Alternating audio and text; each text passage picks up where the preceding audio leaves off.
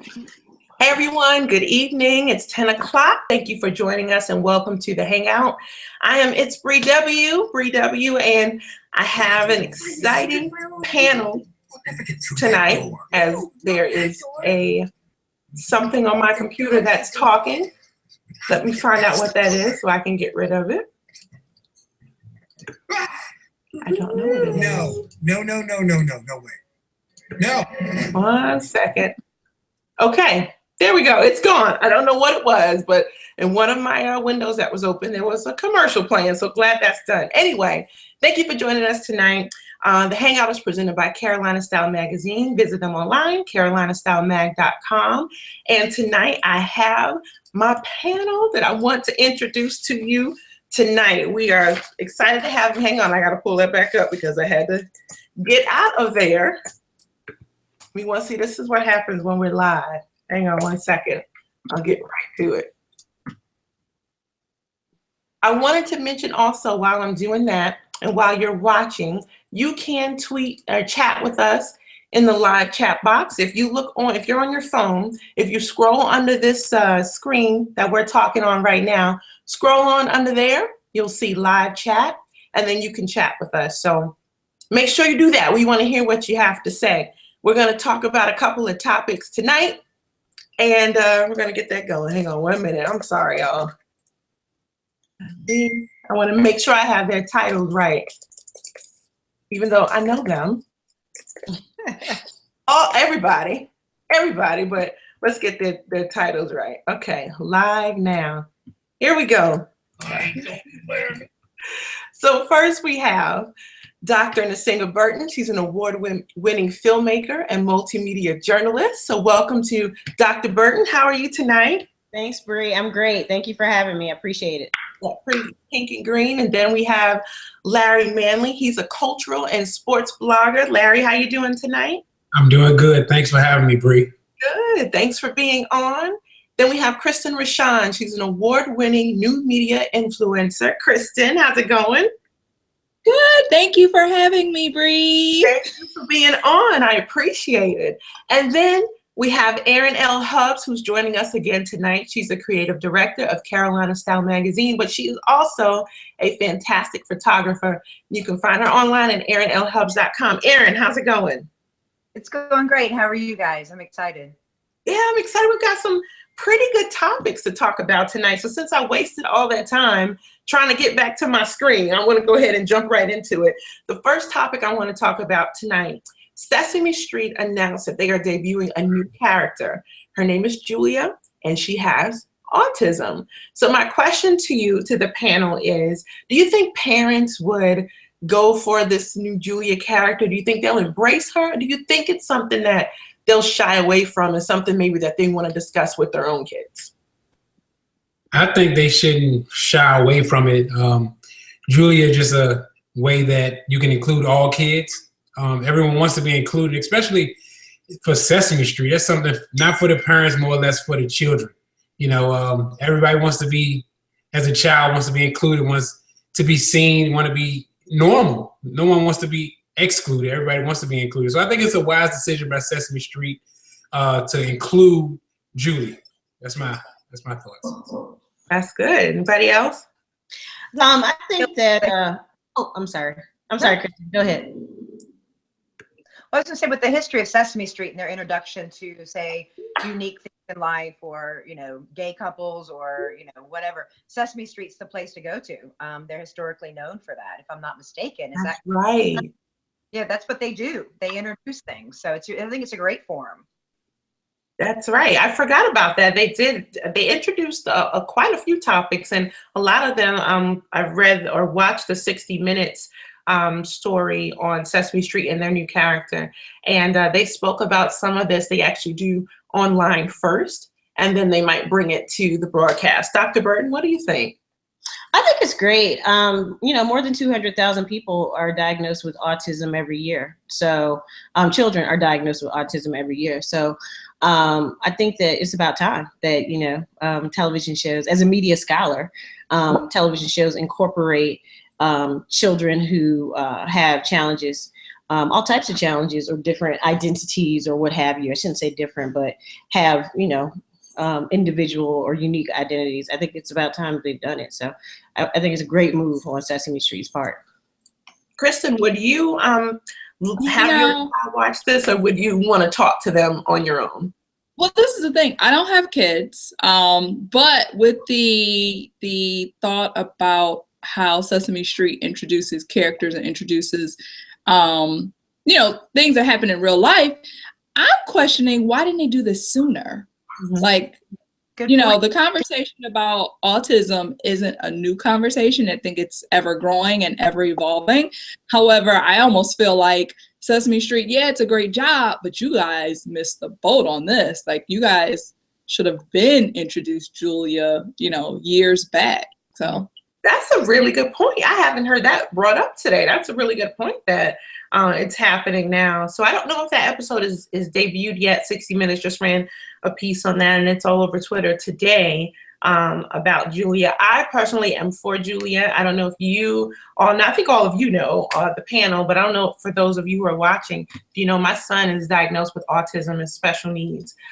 So definitely this is something that I think is exciting, and I think it's a really good way to get kids to talk about autism to kids, especially if you don't really know how to have the talk. It's a really good, they even showed on the 60-minute piece some of the things that Julia is going to do. Big Bird tried to talk to her today. It's also Big Bird's birthday, so happy birthday to Big Bird. Hi, Big Bird. Big Bird tried to talk to Julia, and she did not respond. She continued to color or whatever it was that she was doing. So it's realistic. And there's a saying that says, if you've met one person with autism, you've met one person with autism. They say that on the piece too. So let's move on. If you want to talk about Sesame Street and their new character, let us know in the live chat. We're going to go on to something maybe not so happy as Sesame Street. Former North Carolina Governor Pat McCroy. Now, he was in the news last week. He was a little, I'm not going to say that he was sad, but the story is that he's unable to find work because people think that he's a bigot. So he's had a little trouble, and bigot were his words. I wonder why. So he's having a little trouble finding some work. So to the panel, do any of you feel sorry for him? And, what advice can you give to him? I think he was backed by a lot of to answer your first question, no, I don't feel sorry for him. He was backed by so many conservatives, I think, to push this agenda with the bathroom. So his best bet is to go back to them, try and see if they can get him a job. But he's been blacklisted, and people don't want to deal with that in their companies. Because once he gets hired, it's going to be known throughout their company. So no one's going to support that company. They're going to get blacklisted also, just like he is. So is it worth hiring him and trying to save him and ruin and kill your own company? He's not worth it. Like you said, you better bring out the violin. It's not going to Pat not going to make it. But as someone who lived in Charlotte for 5 years when he was mayor, actually a little longer than that, I absolutely don't feel sorry for him. He actually, his career trajectory was pretty outstanding when he was a moderate Republican. And then as he got more and more empowered and got in bed with the Tea Party, then he became, aligned with this extreme right wing, we hate everybody who isn't white, male, and straight. And unfortunately, that doesn't really play well in the real world. That plays well in politics because those who are empowered and a lot of politicians are wealthy white men with penises, and who's heterosexual. But that doesn't really play well in the real world. So yeah, he's got a brand identity issue. And he made his bed, and now he's got to lie in it. He decided to partner up or get in bed with, and I have friends. I have friends that are Republicans, who I really did. I said, listen, do not get in bed with the Tea Party because that will be the end of your political career, and it has happened for every single one of them. Wow. So sorry, Mr. McCroy. Make some better choices next time. If you're not a bigot, then don't act like one, and don't align yourself with one. Yeah, hate. I'm with you. Hate is hate. And if you can't get a job because of your attitude and who you are or what you represented, then that's your problem. I recommend that he just downsize, lead a minimalist lifestyle, get a tiny house, The 200 barefoot tiny house and just make the best of it. You know, we all kind of remember some ramen noodles back in the day. Maybe, but I mean, you know, scale it down. You could. I know folks still eat ramen noodles now, and they could get better than ramen noodles, but they just eat because they like the ramen noodles. So you might need to acquire a taste for that. Kristen, what do you think? Feel bad for? You know, I'm gonna say this. You know, I was in Charlotte. I used to live in Charlotte when he was mayor. When he was running, I think he was running for mayor, and I didn't vote for him. And I actually do feel sorry for him. I feel sorry that he didn't dig this grave of his sooner. And that the people of Charlotte and the people of North Carolina had to deal with him as a government official. And I feel like if he would have digged this grave sooner, we would not be talking about a Pat McCroy, because he would have just been somebody on the ballot that didn't win, and we didn't have to deal with them, and we'd probably be talking about some other politician except him. That's, you know what, y'all are so right. But Dr. Burton, you said something about him being a moderate Republican back when he was mayor. I had a chance to sit in on a meeting that he had. He had this Mayor's Mentoring Alliance, and I sat in on it. And I think I was still in college at the time. And I was like, okay, he's not so bad. He's not such a bad guy. He's trying to, you know, he's sitting on this meeting and he's trying to, you know, get kids, it was all about literature and literacy, you know, to kind of get the kids reading. And I was like, okay, he's not so bad. But then some things happened before the bill, but the bill, I think, was the nail in the coffin, the House Bill 2 that recently came out. I want to go ahead to a live chat real quick. Jamaica Witten is not a fan of McCrory. She says he sucks. Surprise, surprise. Amy Green says maybe he should get a spot on Southern Charm. And then Jamaica says that, as a side note, she thinks Northwestern is getting to the big dance for the first time ever and should have been a topic tonight, considering Dr. Burton is also an alum of NU. Oh, she's cheering. Let's go Wildcats. And speaking of the March Madness, my husband was telling me that there was a game that was supposed to be played in Greensboro, and it was moved to Greenville, South Carolina, because of the House bill.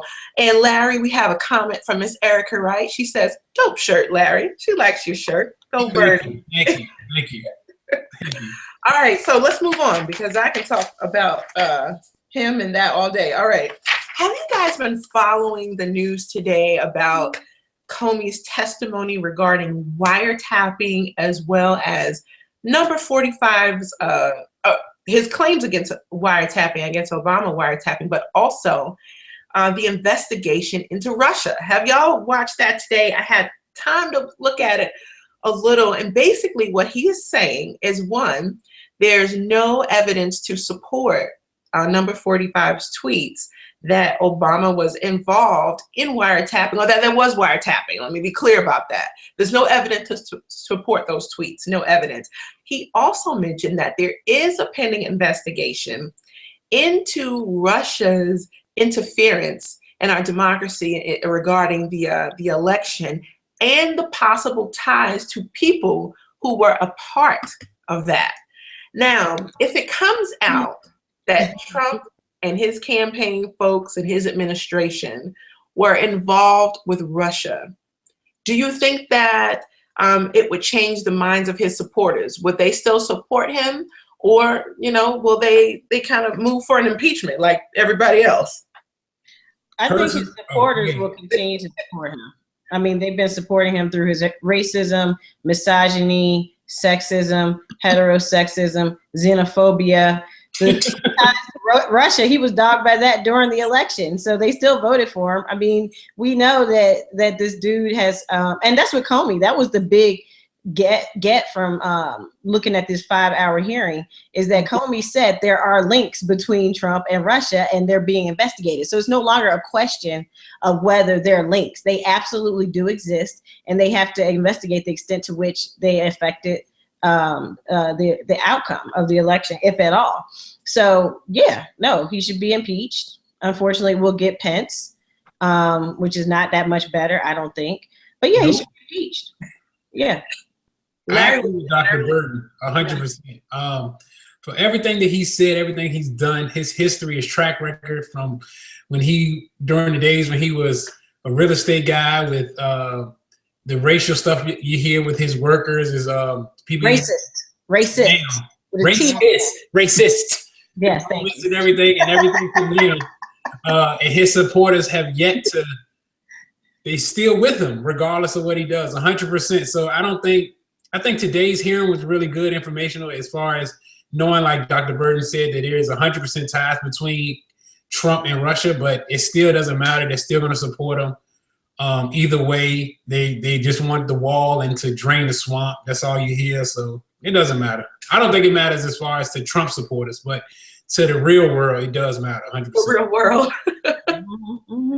Ladies, what do you think? Will the supporters still support him regardless? Or do you think there's actually some people that will say, okay, this is where, I'm a Republican. I love being a Republican. But, at some point, where do you say, I love being a Republican, but I love my country more? And I'm not going to, I've got to get off this Trump bandwagon. Do you think they'll do that or no? I think there's way too many. Go ahead. No, go ahead. No, you got it. Go ahead, Eric. I think they should have done that at the election, and they didn't do it. And I don't really see many falling off, but I'm sure they will. But what I found fascinating today, because it is what it is, Right. it is what it is. But the blackmail questions, like, do they do this in blackmail? Do they do this?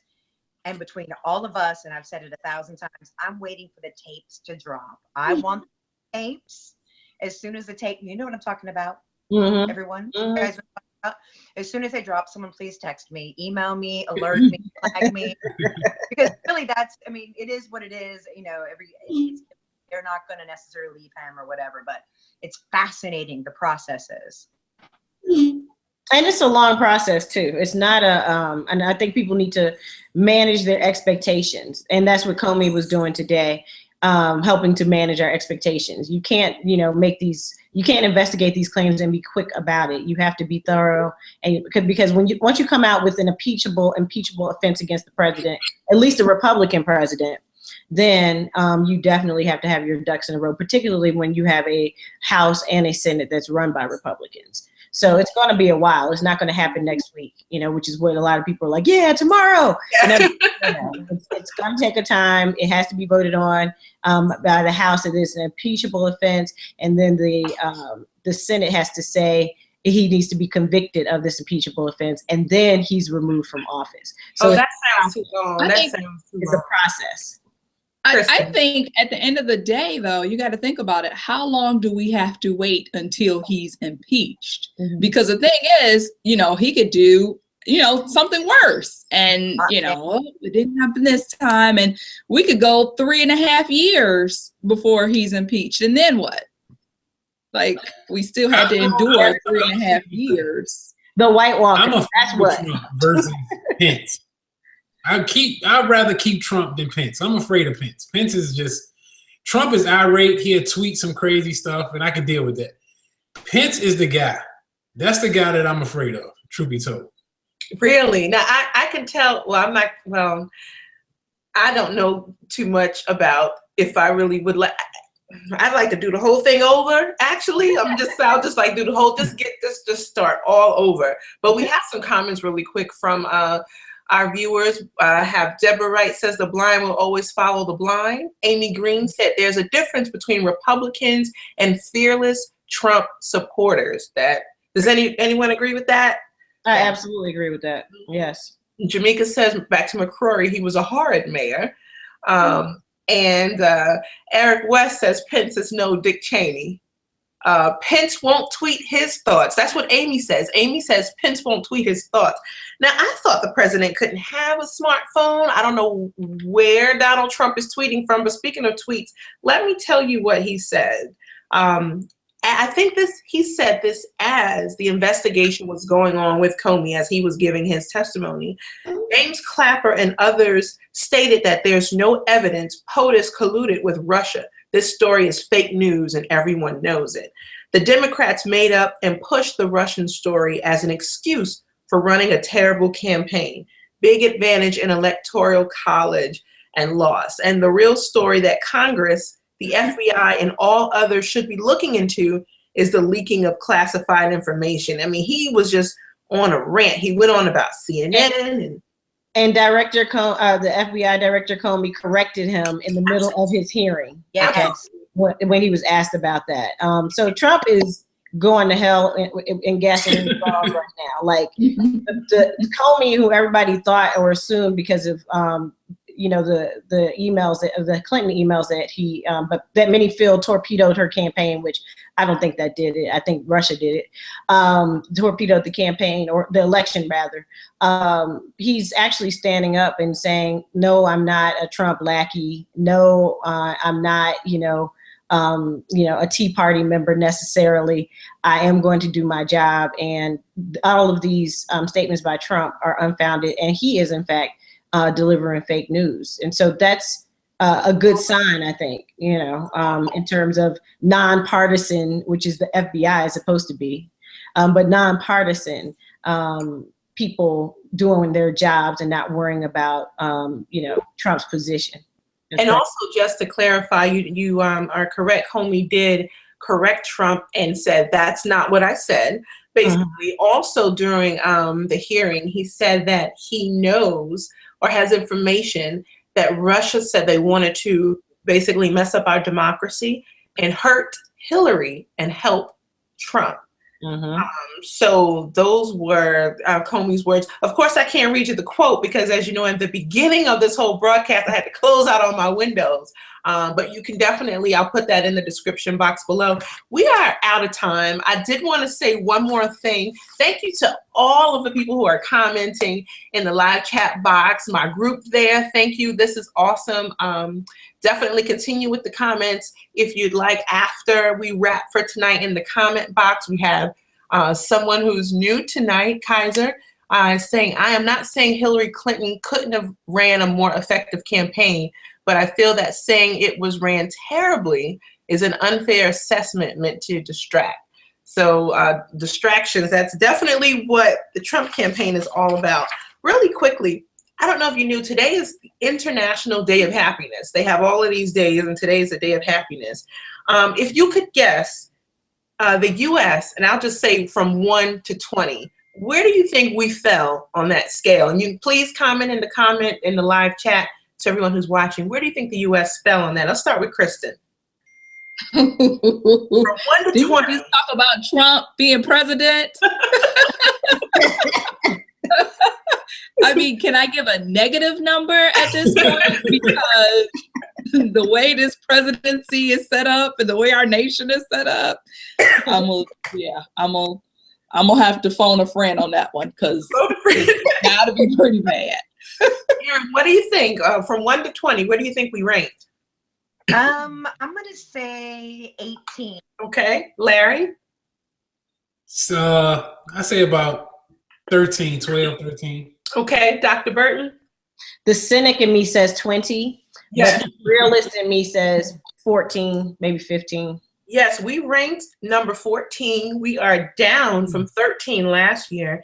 And the happiest country on earth is Norway. Of course. At number I'm 1. moving. Yes. So if you want to move, they got 2 years maternity leave. Of course they happy. Yes. Hold on. What they got about the dads? How much time the dads Y'all get can take it too. You can take it too. 2 Move to weeks, Norway. Move to Norway. Yeah. Where did Netherlands rank? even though our income is up, our happiness is down. So what does that say? Anyway, we are over the time. So thank y'all so much for joining us. We have comments there. Deborah says 19 and we have 15, -5.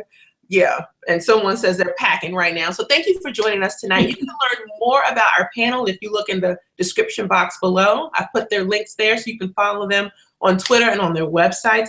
Thank you so much to Kristen Rashawn, Aaron Hubbs, thanks for joining us again this week, Larry Manley, and also Dr. Burton. Thank you so much for joining me tonight and hanging out. Get some rest, have a great day, and enjoy the last few minutes of the International Day of Happiness. I'll see you next week. Good night. Thank you. Night.